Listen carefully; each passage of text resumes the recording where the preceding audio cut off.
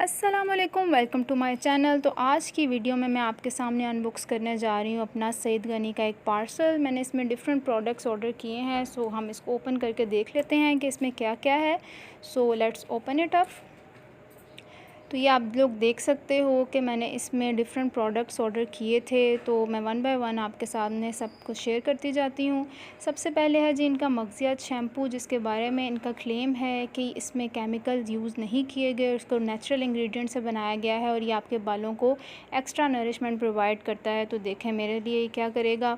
Next है जी हमारे पास ये बॉडी लोशन। इसके बारे में मोस्टली रिव्यूज़ ये थे कि ये स्किन को डीपली मॉइस्चराइज़ करता है, तो मुझे इसी तरह के लोशन पसंद हैं जो कि फ़ौरन से उड़ ना जाएं, लगाने के बाद थोड़ा सा आपकी स्किन को मॉइस्चराइज़ करें।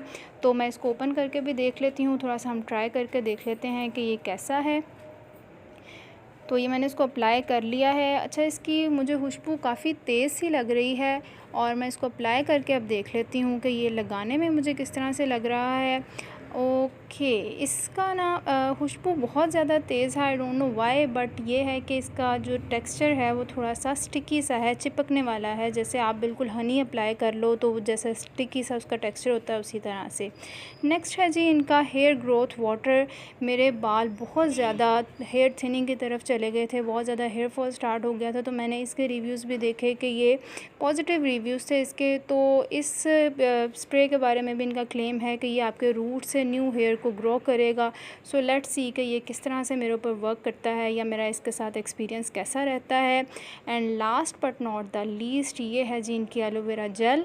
एलोवेरा जेल को भी हम आपके सामने ओपन करके देख लेते हैं कि ये किस तरह की है। सबसे पहले आप इसके जार का साइज़ देख सकते हैं। इसका जार का साइज़ काफ़ी ह्यूज है, तो आपका ये 1-2 माह तो कहीं नहीं जाएगी। नेक्स्ट है हम इसको ओपन करते हैं और इसको थोड़ा सा अप्लाई करके मैं देख लेती हूँ।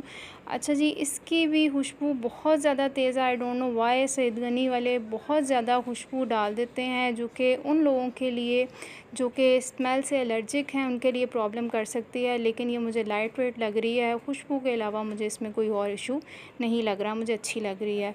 तो बाकी ये है कि मैं बाकी इनके तमाम प्रोडक्ट्स मुझे यूज़ करने के बाद किस तरह से लगे, वो मैं आपके साथ इंशाल्लाह नेक्स्ट वीडियोज़ में इनका रिव्यूज़ ज़रूर शेयर करूँगी। वीडियो पसंद आए तो वीडियो को लाइक करें और चैनल को सब्सक्राइब करना ना भूलें। Thank you.